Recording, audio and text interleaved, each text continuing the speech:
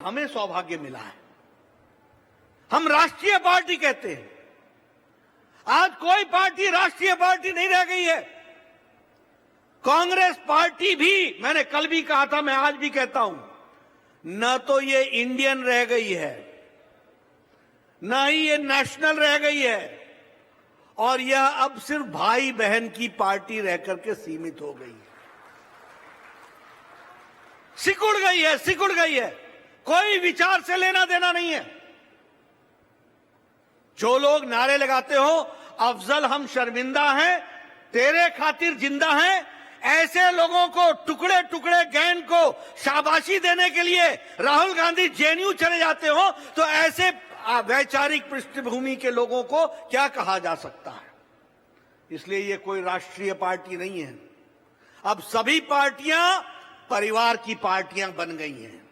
ऊपर से नीचे तक देखो, व्यक्ति के आधार पर पार्टी बन गई है।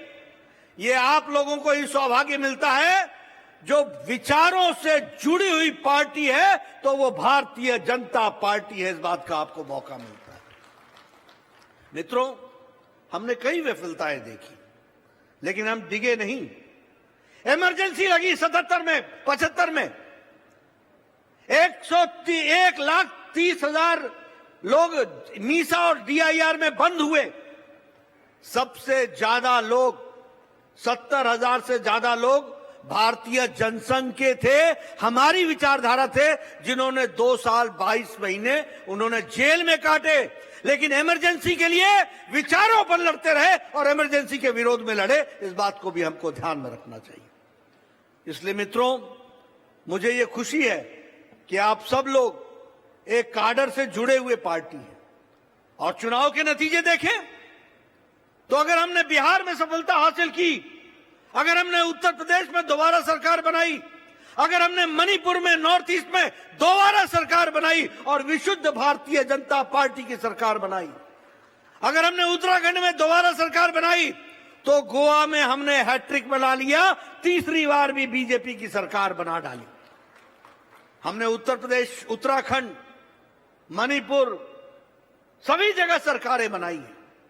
और अगर हम लोकल सेल्फ गवर्नमेंट की बात करें तो लद्दाख से लेकर कर्नाटक तक, गुजरात से लेकर के त्रिपुरा तक, मणिपुर तक, अरुणाचल प्रदेश तक, सभी जगह कमल ही कमल खिला है और कमल ही खिलाया गया है। इस बात को समझना होगा।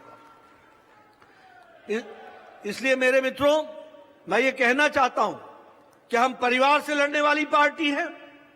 हमारा सामाजिक पक्ष भी है।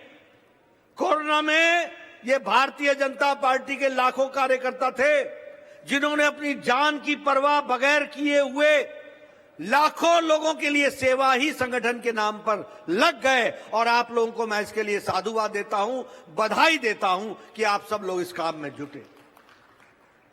अगर हम कोरोना में वैक्सीनेशन की बात करें तो 217 करोड़ लोगों को वैक्सीन दिलाने में भारतीय जनता पार्टी के कार्यकर्ताओं ने दिन रात मेहनत करके लोगों को वैक्सीन सेंटर तक पहुंचाने का काम किया। इसलिए मित्रों, मुझे फख्र है, मुझे खुशी है कि हम ऐसी पार्टी के सदस्य हैं जो घर में नहीं बैठते। हमारा राजनीतिक पक्ष भी है, हमारा सामाजिक पक्ष भी है, और हम लोगों की सेवा के लिए तत्पर रहते हैं और उसके लिए हम काम करते हैं।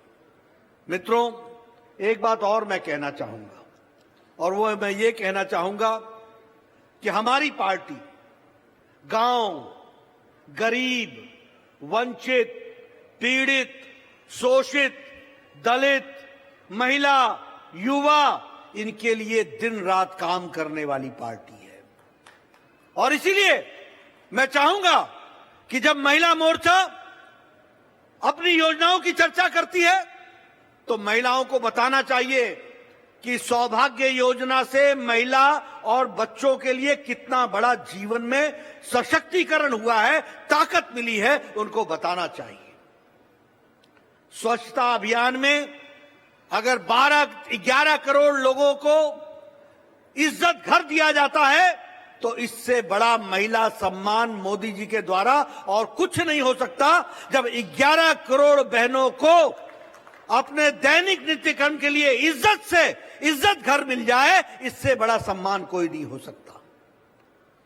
मैं महिला मोर्चा के पदाधिकारियों से कहना चाहूंगा, आप चर्चा कीजिए उज्ज्वला की, आप चर्चा कीजिए उजाला की, आप चर्चा कीजिए जनधन योजना की। 20 करोड़ बहनों को लॉकडाउन के समय बताइए मोदी जी ने 500-500 रुपए पहुंचाया कि नहीं पहुंचाया? पहुंचाया कि नहीं पहुंचाया? ये महिला का सशक्तिकरण किया गया, ये भी हमको याद रखना है।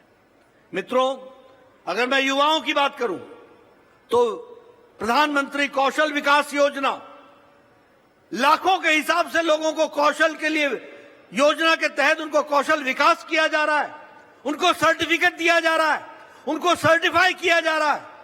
इसको हमको गांव-गांव तक बताना है।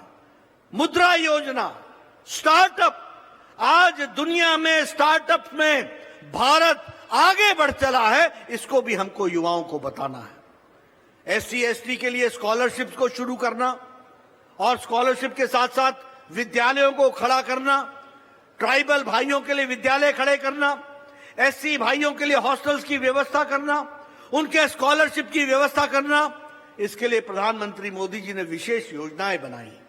मैं चाहूंगा कि हमारे मोर्चा के कार्यकर्ता इन सारी बातों को कहें। अभी धर्मेंद्र जी बता रहे थे, मैंने उड़िया में जो समझा, उन्होंने कहा कि ओबीसी मोर्चा को, ओबीसी को संवैधानिक स्टेटस दिया तो वो प्रधानमंत्री मोदी जी ने दिया है, इस बात को याद रखना चाहिए। क्यों कोई पार्टी नहीं कर पाई? क्यों कोई नेता नहीं कर पाया? क्यों मनमोहन सिंह नहीं कर पाए? क्या कारण था? नीयत साफ नहीं थी। मोदी जी की नीयत साफ है, ओबीसी का भला करना हमारा कर्तव्य है, इसलिए संवैधानिक दर्जा देकर के उनको भी मुख्य धारा में शामिल किया। अगर मैं माइनॉरिटी मोर्चा की बात करूं, सुप्रीम कोर्ट ने कहा था कि मुस्लिम महिलाओं के साथ अत्याचार हो रहा है, ट्रिपल तलाक समाप्त होना चाहिए। किसी में हिम्मत नहीं थी। अंधेरे की जीवन व्यतीत कर रही थी हमारी मुस्लिम महिलाएं। प्रधानमंत्री मोदी जी ने संविधान में परिवर्तन करके और संसद में परिवर्तन ला करके, अमेंडमेंट ला करके ट्रिपल तलाक को सदा सदा के लिए समाप्त कर दिया और मुस्लिम महिलाओं को आजाद कर दिया। उनको आजादी दी है, उनको ताकत दी है, उनका सशक्तिकरण किया गया है।